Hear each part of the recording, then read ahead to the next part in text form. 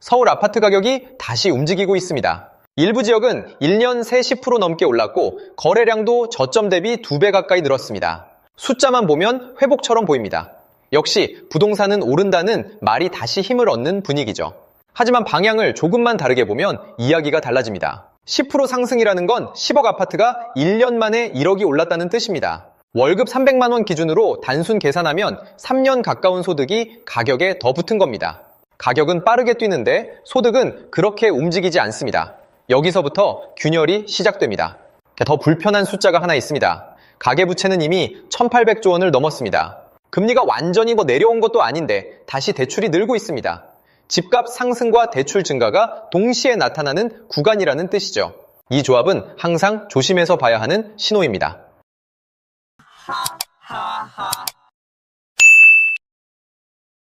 위기는 폭락으로 시작되지 않습니다. 항상 다시 오르는 것 같다는 안도감 속에서 시작됩니다.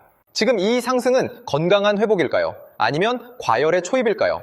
많은 분들이 이렇게 말합니다. 공급이 부족하니까 오르는 거 아니냐? 실제로 수도권 일부 지역은 입주 물량이 줄어들고 있고 신축 선호는 더 강해졌습니다. 숫자만 보면 가격 상승이 설명되는 것처럼 보입니다. 그런데 여기서 한번 생각해 볼 필요가 있습니다. 지금 우리가 보고 있는 가격은 현재 상황이 아니라 몇 달 전 결정의 결과일 수 있습니다. 집을 사기로 마음먹고 대출을 승인받고 계약을 체결하기까지는 보통 몇 달의 시차가 존재하죠. 오늘 찍히는 상승률은 이미 과거에 쌓인 매수 심리의 반영입니다. 예를 들어 보겠습니다. 금리 인하 기대가 커졌던 시점에 대출 문의가 늘었고 그중 일부가 실제 매수로 이어졌습니다. 그 흐름이 지금 거래 통계와 가격 지표로 나타나는 겁니다. 가격은 항상 마지막에 움직입니다. 심리, 대출, 계약, 가격, 이 순서입니다. 그래서 이 숫자가 중요한 겁니다. 지금 10% 상승이라는 결과는 이미 한 차례 심리와 신용이 움직였다는 증거이기 때문입니다. 문제는 그 동력이 지금도 유지되고 있는지 아니면 이미 소진되고 있는지입니다. 지금 보이는 상승은 출발선일까요? 아니면 중반부일까요?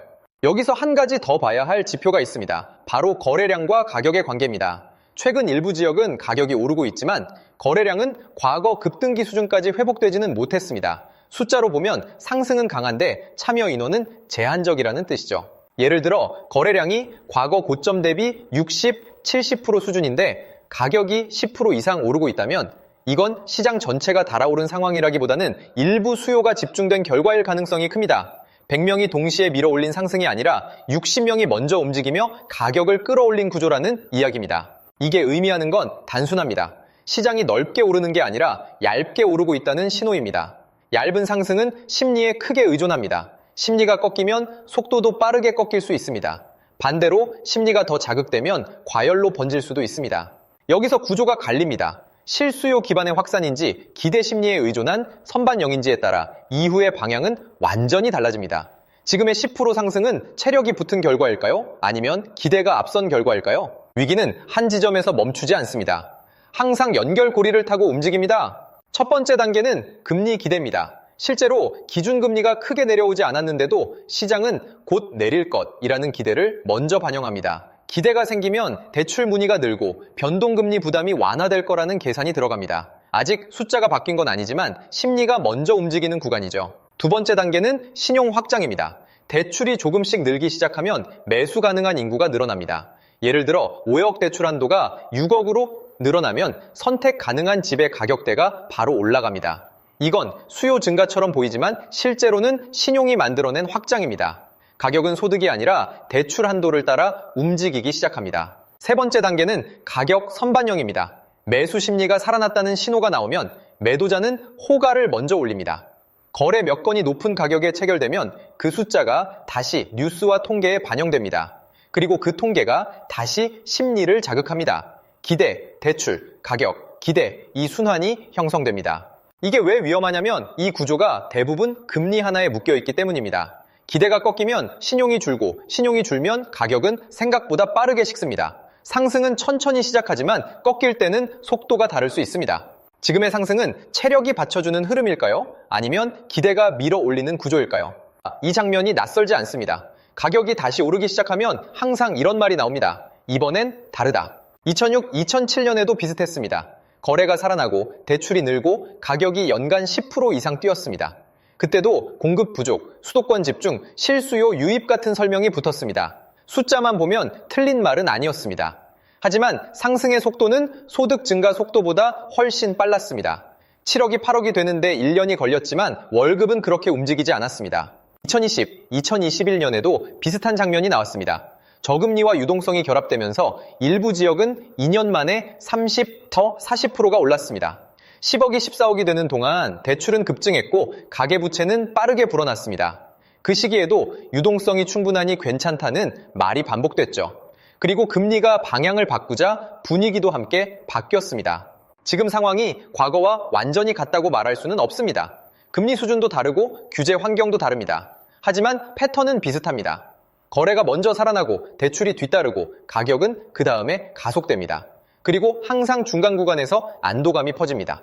패턴을 읽는 사람은 속도를 봅니다. 사건만 보는 사람은 가격만 봅니다. 지금의 10% 상승은 초입일까요? 아니면 이미 중간 구간일까요? 이제 가능한 흐름을 나눠보겠습니다. 항상 그렇듯 결과는 하나가 아닙니다. 먼저 흡수 가능한 시나리오입니다. 조건이 맞으면 이 상승은 조정으로 끝날 수 있습니다. 금리가 실제로 인하되고 공급이 예정대로 풀리고 대출 증가 속도가 통제된다면 가격은 완만한 상승이나 횡보로 정리될 수 있습니다.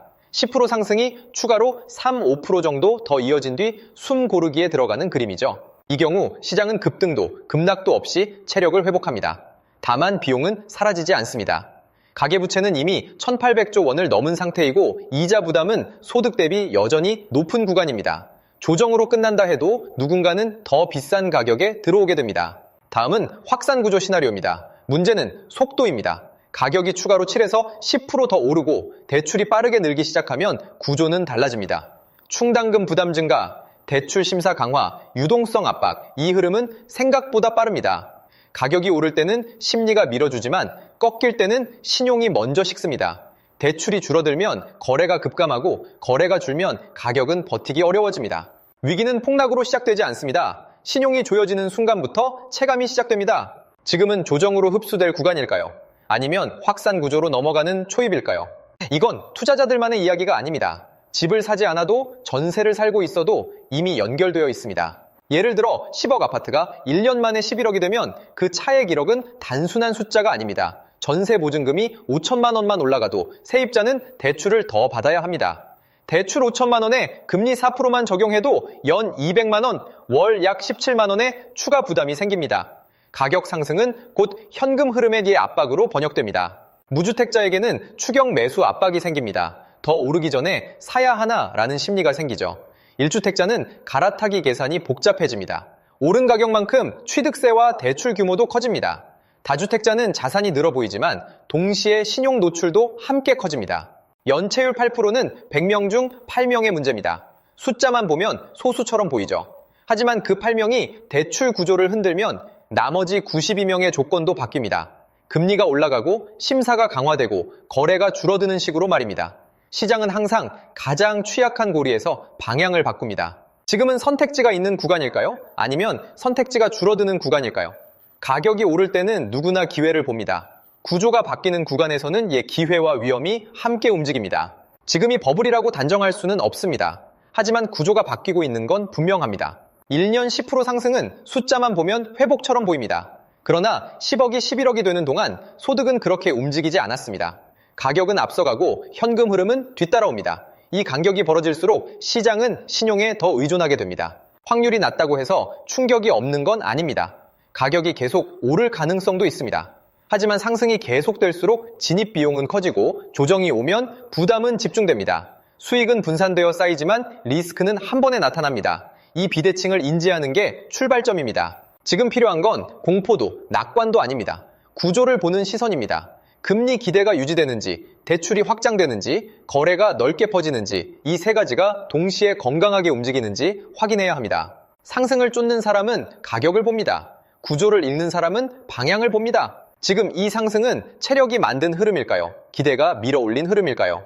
판단은 각자의 몫입니다. 다만 방향이 바뀌는 구간에서는 속도가 생각보다 빠를 수 있습니다. 경제머신 로그아웃.